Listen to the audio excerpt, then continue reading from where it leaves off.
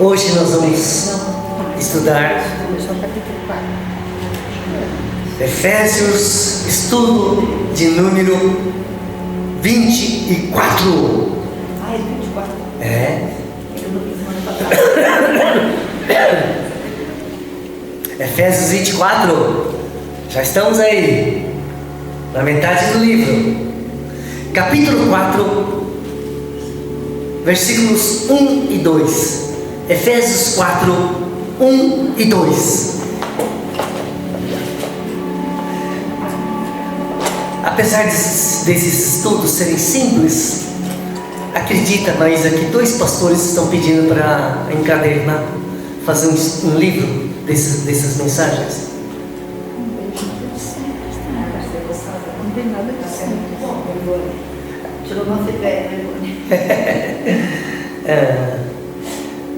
Nem todos os irmãos espalhados pelo Brasil podem estudar a Bíblia, e quando eles recebem um estudo bíblico, eles pulam de alegria.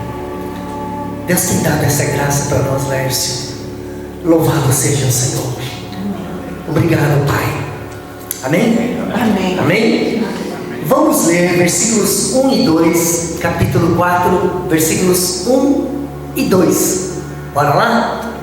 Rogo-vos, pois eu, o prisioneiro no Senhor, que andeis de modo digno da vocação a que fostes chamados, com toda a humildade e mansidão, longanimidade, suportando-vos uns aos outros em amor. Uma carta para a igreja. Legal, né? Amo esse livro. Todo cristão, membro de igreja, do corpo vivo de Cristo, tem que estudar esse livro.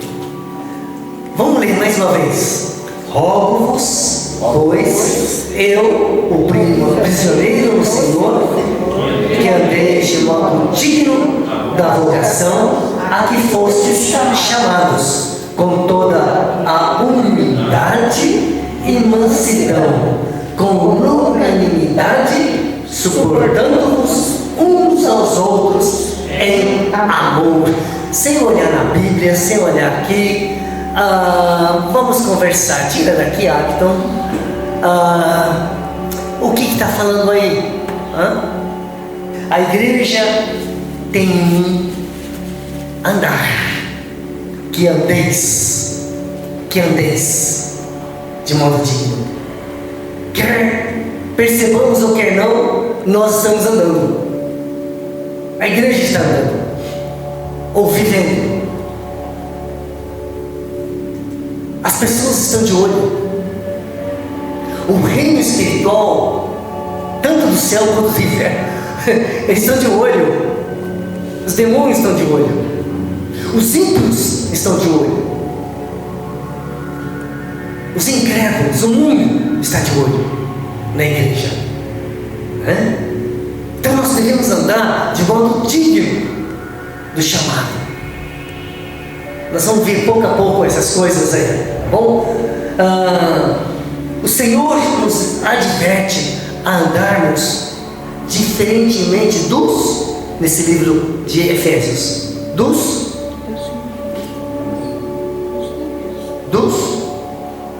gentios.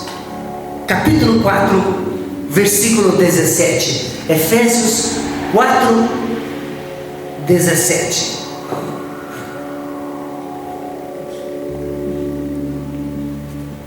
Isto, portanto, digo e no Senhor testifico, que não mais andeis como também andam os gentios, na vaidade dos seus próprios pensamentos. Nós éramos gentios, nós não éramos povo de Deus, nós éramos do mundo, nós tínhamos a nossa maneira de viver. Em outras palavras, Maísa, Deus não quer que Maísa de hoje seja igual Maísa do século passado ou de antes de conhecer a Cristo. nós não podemos continuar fazendo as coisas que nós fazíamos quando nós não conhecíamos a Cristo. Mentira! Nós mentíamos quando nós não tínhamos Cristo. E hoje?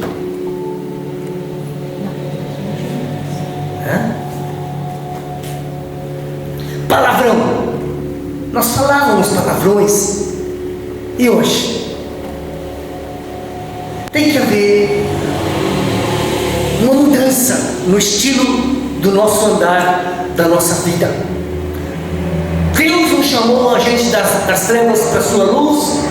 Deus não nos regenerou. Deus não nos fez um filho para continuarmos sendo o trambiqueiro de sempre. Ser cristão tem um preço, tem responsabilidade. A palavra cobra do cristão, da igreja. A igreja não pode ser como todo mundo é. Se a igreja fica fazendo festa junina, por exemplo, ela está igual os gentios, os ímpios, os mundanos, esses que fazem. E tem gente que quer fazer aqui nessa igreja. Estou tirando os irmãozinhos aqui, estava brincando uns meses atrás aí. A igreja precisa refletir a glória de Jesus Cristo. Igreja não é só um prédio, um salão e muita gente lá dentro. Eu prefiro 5 pessoas da igreja que refletem Cristo do que 1000 que está pulando, gritando, feito doido, mas não reflete Cristo. Nós temos que andar como Cristo andou. Por isso, na sua vida, sempre você tem que pensar: Cristo fez isto, Cristo falou isto, Cristo manda isto. Sempre vê Cristo em tudo, todo dia, qualquer coisa, Cristo. 1 Pedro, capítulo 2, versículo 21. 1 Pedro 2, 21. Porquanto, para isso mesmo, fostes chamados. Outra vez, chamado, vocação. Pois que também Cristo sofreu em nosso lugar, vírgula, deixando-vos exemplo para seguirdes os seus passos. 1 Pedro 2, 21. A igreja tem que seguir os passos do Senhor, Zeca. Se Jesus Cristo é assim, fez isso, viveu assim, e a igreja não tem nada a ver, faz tudo que quer diferente, eita, está fora, está errado. A verdadeira igreja imita Cristo, segue os passos de Cristo. Para onde Cristo foi? Quando ele disse segue-me, foi para um banquete? É isso, é lá no Calvário, é a cruz. Esse texto de hoje de Efésios fala que nós devemos andar de um modo digno da vocação a que nós fomos chamados. Ele ordena a igreja a andar, que andeis. É um chamado. Igreja tem chamado. Deus escolheu a gente. Efésios capítulo 1, versículo 4. Leia lá, Efésios 1, 4. Ele nos escolheu nele antes da fundação do mundo, porque Ele gostou da gente, escolheu a gente e tudo bem por aí. É? Não. Antes da fundação do mundo, para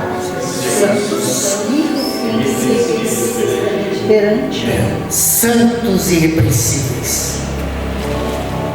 Deus não é um Deus vazio, nulo.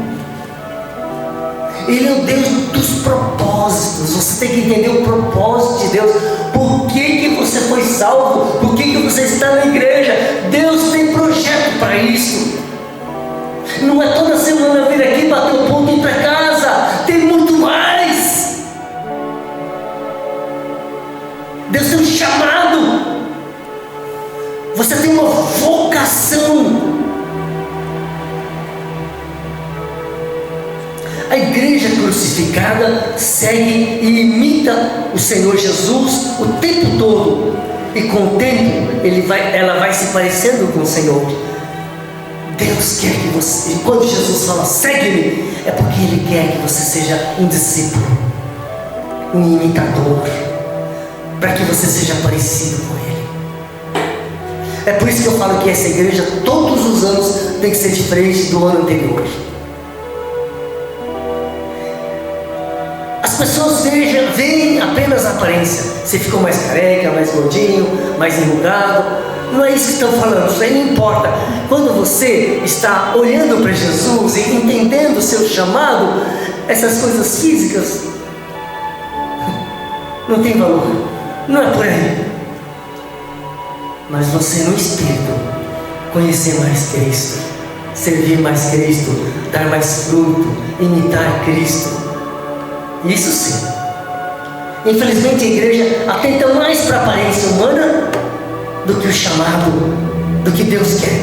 Nós temos que entender e harmonizar com o que Deus quer. Ele escolheu você. Maringá tem mais de 400 mil. Aqui tem uma dúzia. Por que Deus escolheu de tanta gente você, Valtinho? Você, Zeca, para vocês ficarem bonzinhos, sentadinhos, serem quentinhos. Não. Muito mais. Muito mais. Deus tem coisas maravilhosas, Zeca, Valtinho. Muito mais do que a gente possa imaginar. Muito mais do que a gente possa pensar. E estamos vivendo. É muito além. É muito mais. Vamos aprender. Enxergar o que Deus tem para nós. Ele tem uma vocação, uma missão para a igreja. Por isso, Márcia, eu acredito que a igreja pode dar certo. Eu acredito que a igreja pode dar certo. Mas pastor, tem pouco, mas eu acredito. Porque Deus tem um propósito para a igreja. Mas eu acredito. Eu acredito. Porque Deus chamou a CBR. Humanamente falando, primo, a igreja é a instituição sobre a face da terra que mais tem menos probabilidade de continuar.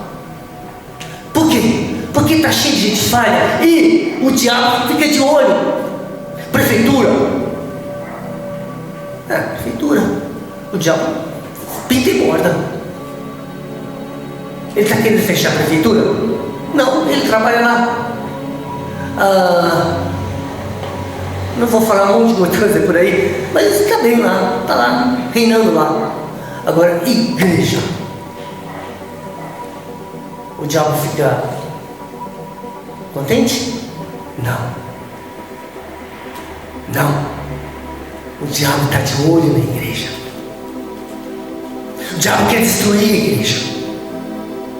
Mas eu acredito que a igreja não vai ser destruída. Amém. Porque ela foi escolhida. Amém. Porque ela tem um chamado, uma missão. A igreja verdadeira de Cristo tem o próprio Cristo com ela. As portas do inferno não vão prevalecer, porque Cristo é a rocha sobre a qual a igreja está fundada.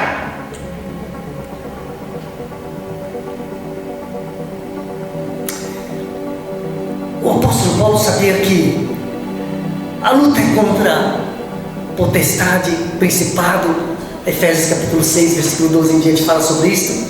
Ele sabia que a igreja estava debaixo de fogo cruzado, né? É o principal alvo do maligno.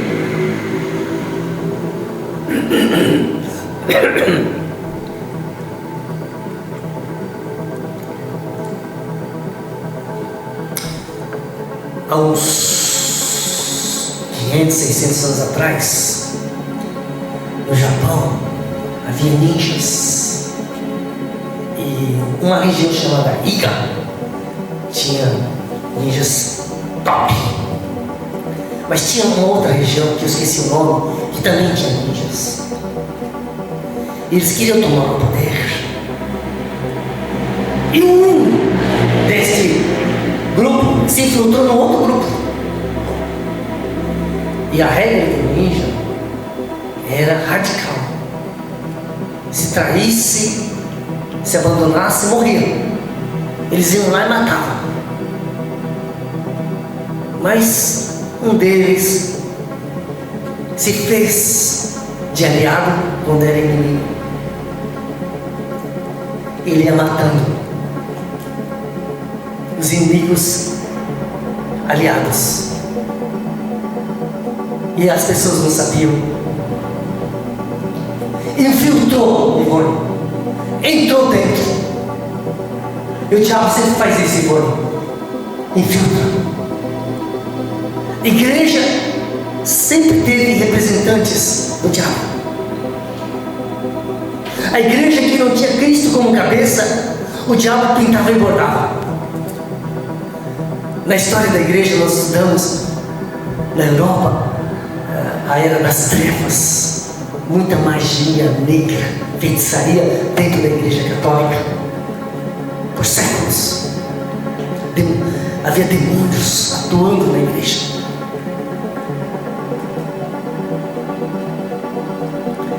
Gálatas capítulo 2, versículos 4 e 5 fala de alguns irmãos que se entremeteram com o fim de roubar a liberdade, mas eles não se submeteram a esses irmãozinhos falsos. Judas, versículo 4, certos indivíduos também se intrometeram para trazer heresias a ponto de negar Jesus Cristo como Senhor.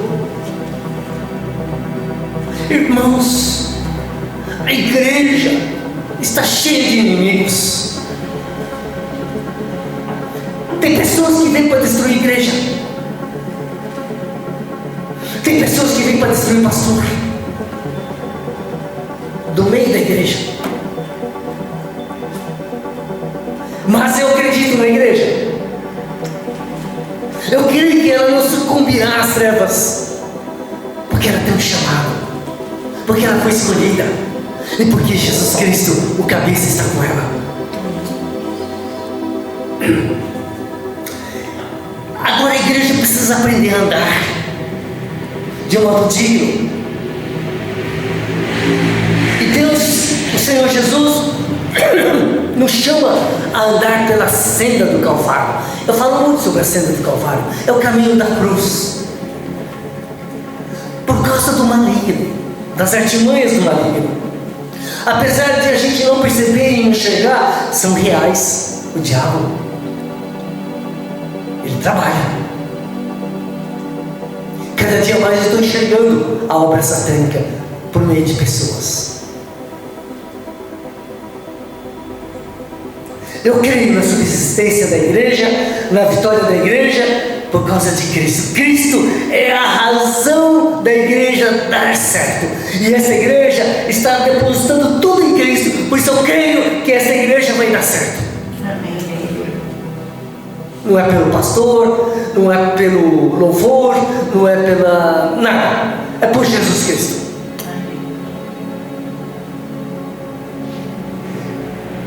Jesus Cristo é a rocha inabalável, e as portas do inferno não vão prevalecer contra ela. A igreja só existe e subsiste por causa de Cristo, por causa de Cristo. E eu louvo a Deus, porque Deus está formando Cristo nessa igreja. Alguma vez Lércio veio aqui e não ouviu a palavra Cristo? Não. Esses dias eu ouvi uma pregação de 1h10, 1h20. 90%, 95% foi testemunho da própria pessoa.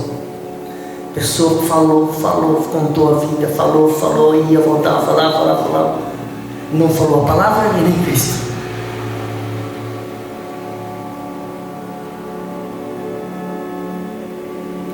Mas aqui, nós temos permissão de falar apenas de Jesus Cristo.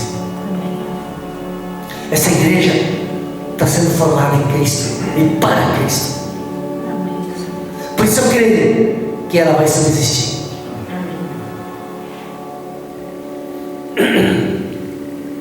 Efésios capítulo 4, versículo 1. Rogo-vos, pois eu, prisioneiro no Senhor. Eu fico vendo aqui, Priscila, o apóstolo Paulo, munido de autoridade apostólica, dada pelo próprio Senhor sobre a igreja, e uma autoridade apostólica era de cima para baixo.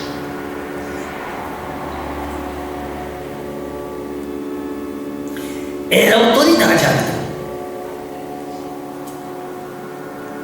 Aí você vê uma autoridade falando para os irmãozinhos: rogo-vos, por favor, eu suplico.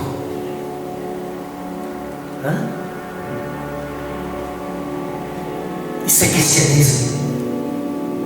Cristianismo não é autoritarismo. Eu sou pastor, eu que mando aqui, viu? Vocês me obedecem, tá? Isso não é cristianismo. Cristianismo é líder e serve. E eu fico impressionado, porque com toda mansidão e humildade. Quem que é manso e humilde? Jesus, Mateus 11. E você já imaginou, Hamilton, que humildade é a arma poderosa contra as trevas? Pensou?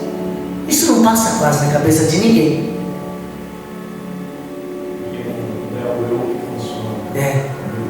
A gente não percebe que o ego é prato cheio do diabo. Fruto do Espírito. Impressionante. Nós vamos hoje não vamos estudar, não vai dar tempo, mas quem sabe semana que vem ou outra semana a gente vai ver essas qualidades, essas virtudes da igreja que vence o diabo. Rogo-vos eu, prisioneiro no Senhor, uma súplica, rogo, humildade. Ele fala da humildade de Cristo, mansidão, humildade de Cristo, e Ele mesmo está sendo humilde. E eu cada vez mais identifico o verdadeiro cristão pela sua humildade.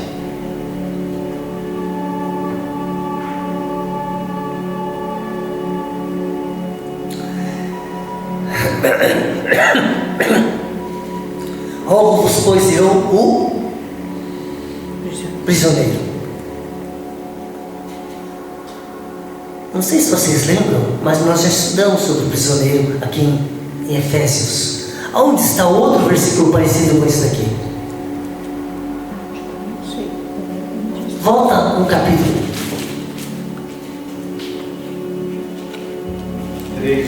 3:1. Vamos ler? Por esta causa, eu, Paulo, sou prisioneiro de Cristo Jesus, por amor de vós, gentios. Tá. A segunda vez que aparece a palavra prisioneiro está no capítulo 4, versículo 1. Rogo-vos, pois, eu, o prisioneiro do Senhor, que andeis de modo digno da vocação a que fostes chamados. São dois versos repetidos, parecidos, não é, Priscila? Mas não é. Te peguei. Há uma pequena diferença, Joshua. Onde está entre esses dois versículos? Fala para mim.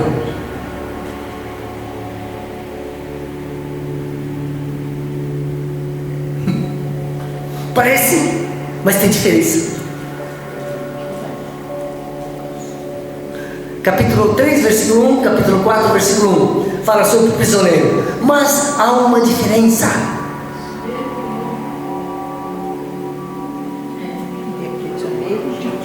Oi? Não. Ele é prisioneiro de Cristo Jesus e o outro prisioneiro no Senhor. Não sei se. E o que tem isso? A diferença. Oi? Não é também. No 3:1, ele fala assim que ele é um prisioneiro de Cristo. Esse de Cristo. E em 4 ele fala que é prisioneiro no Senhor. O de e o no são totalmente diferentes. Tá bom?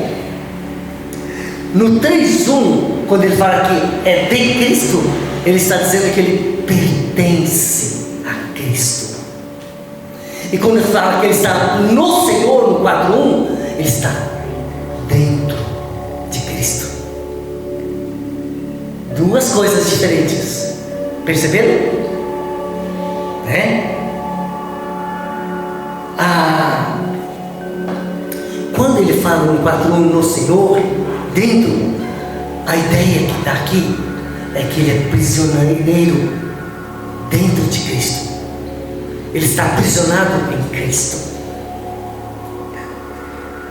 Estar aprisionado em Cristo para nós soa estranho, mas para Paulo era uma alegria tremenda.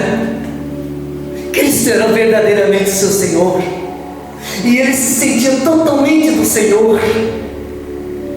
O Senhor era totalmente o Senhor dele. Por isso ele tinha autoridade apostólica. Por isso quando escrevia, era o Senhor que escrevia por mãos de Paulo. Por isso ele tinha autoridade, porque era Cristo a sua autoridade. Isso é cristianismo. É quando nós estamos totalmente entregues e é Cristo quem reina em nós. Nós estamos nele e ele está em nós. É um significado muito mais profundo do que a maioria dos crentes conhecem. No caso, não, ele nem aparece. É Cristo. Ele está dentro. Sim, exatamente, ele não aparece. É Cristo. Não mais eu, mas Cristo. A palavra digno, Hamilton, não aparece na Bíblia, hein? Andei de modo digno. No grego é axio. Essa palavra no grego traz a ideia de esperar o que é esperado de alguém. Quando Deus fala que nós devemos andar de modo digno, é o que Deus espera de nós. É o que a igreja tem que fazer, porque Deus está esperando da igreja que a igreja ande assim. Essa é a ideia.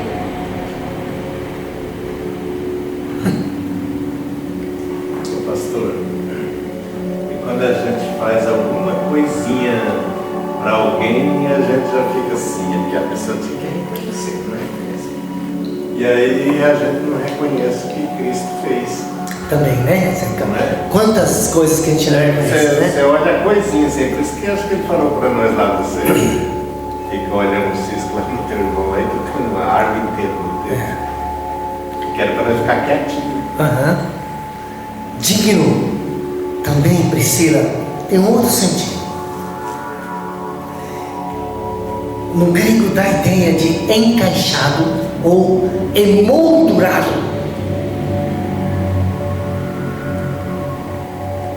Por alguma coisa, que nesse caso é o próprio Senhor Jesus que reverte e emoldura a igreja. A moldura de um quadro, Ivone, embeleza, chama atenção. Deus apresenta a igreja para o mundo com a moldura de Cristo na igreja. A igreja está emoldurada pela beleza e pela glória de Cristo. A igreja não pode ficar à parte de Cristo. É Cristo sobre a igreja, revestindo, emoldurando a igreja. É assim que Deus faz. A igreja que não apresenta Cristo não é igreja. A verdadeira igreja de Deus tem a moldura de Cristo, a glória de Cristo, tem a marca de Cristo. Eu gosto de Paulo, porque ele era um cara emoldurado por Cristo. Ele tinha as marcas de Cristo. Gálatas 6,17: quanto ao mais, ninguém me moleste, porque eu trago no corpo as marcas de Jesus. Ele verdadeiramente foi marcado por Jesus. Jesus era tudo para ele. Ele estava dentro de Jesus, no Senhor e dentro de Jesus.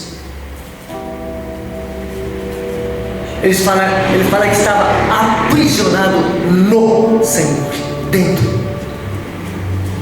Que experiência é essa? Deus quer isso para a igreja. Capítulo 4 de Efésios, versículo 1: que andeis de um modo digno da vocação a que fostes chamados. Deus quer que a igreja ande revestida de Cristo.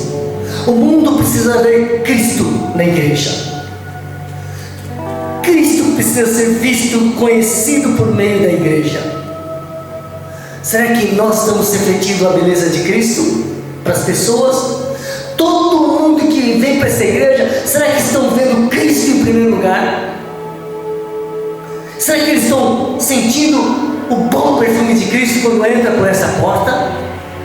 Eu gostaria, Valtinho, que essa igreja fosse tão cheia de Cristo que a primeira pessoa que traz por essa porta aí começasse a ver, a sentir de tal maneira Cristo, Cristo, Cristo, que ela fique impactada com isso. Que Cristo encha cada um de nós, enche essa igreja. Que essa igreja seja totalmente moldurada por Cristo, parecida com Cristo. Em Romanos 8, não vamos ler, mas ela fala que Deus deseja muitos filhos semelhantes ao seu Filho amado, ao seu primogênito. Não esqueçam, Deus quer que a igreja se pareça com Cristo. Amém. Jesus conta uma parábola e tinha um cara esquisito lá, vestido com roupas que não eram de núpcia. Manda, joga fora. Caiu para as trevas. Não parecia o único cara diferente lá. Sabe um corintiano no meio de palmeirense? É perigoso apanhar. Ou o palmeirense no meio dos corintianos, perigoso apanhar.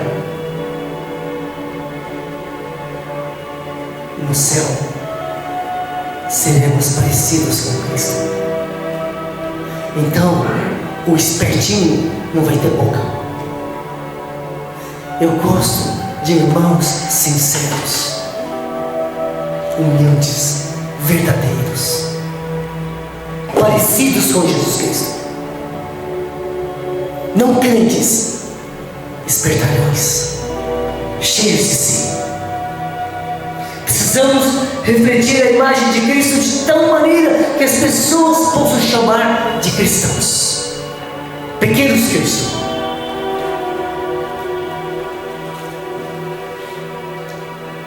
Se um dia você precisar de uma igreja cristã,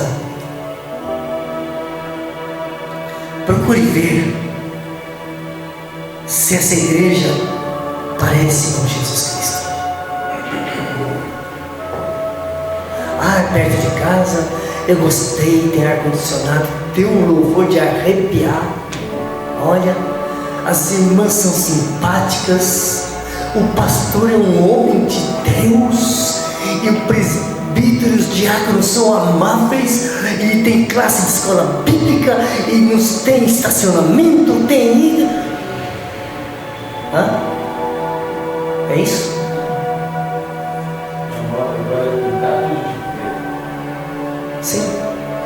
Sim? Uhum. Procure ver se a igreja, os irmãozinhos, se parecem com Jesus Cristo. Procure ver se os irmãos dessa igreja estão seguindo os passos de Jesus, estão imitando Jesus, estão seguindo Jesus. Porque senão você está perdido.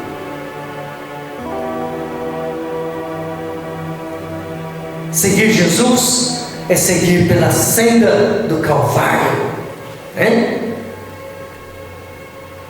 Observe então se essa igreja é uma igreja que prega a cruz.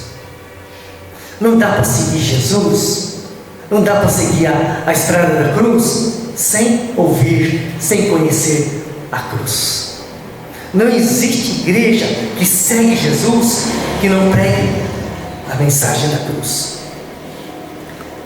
Se alguém quer vir após mim, a si mesmo se negue, dia a dia tome a sua cruz e siga-me. Se eu quiser seguir Jesus sem me negar e sem a cruz, consigo? Não. Tem igreja fazendo isso? Tem. Tem crente tentando isso? Tem. Dá certo? Não dá. Só se Jesus mentir. Só se dá para driblar as palavras de Jesus. Mas eu não acredito nisso. Não acredito nisso. Vamos andar como Cristo andou.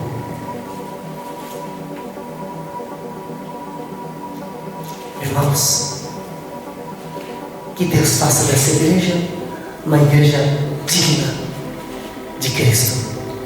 Que nós andemos segundo o chamado de Deus para nós, sem dar escândalo, sem ser tropeço, mas apresentar Cristo. Que Cristo venha revestir esta igreja. Todos saibam que é uma igreja de Cristo. E que aqui ninguém fique fingindo que é de Cristo, mas seja de Cristo. Eu creio que Deus pode fazer da CBR uma igreja cristã de verdade.